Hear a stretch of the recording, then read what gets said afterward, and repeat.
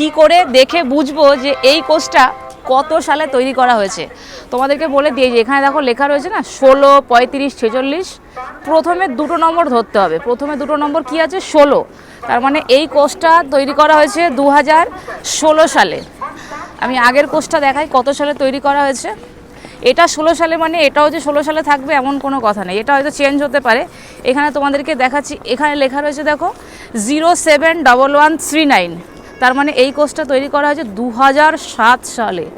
ওরে বাপরে, কত বছর আগের কোচ দেখো এটা। সেই জন্য কোচটা বহু পুরনো। আচ্ছা, আগের কোচটা দেখি। আগেরটা রয়েছে, তোমাদেরকে দেখাই, সামনে যাই। আগেরটা এখানে 8 রয়েছে, 086418।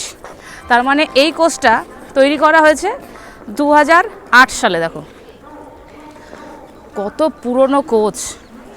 আর এই ট্রেনটা যাবে তোমার মথুরা জংশন থেকে জয়পুর পর্যন্ত, প্যাসেঞ্জার ট্রেন ভায়া আলোয়ার হয়ে।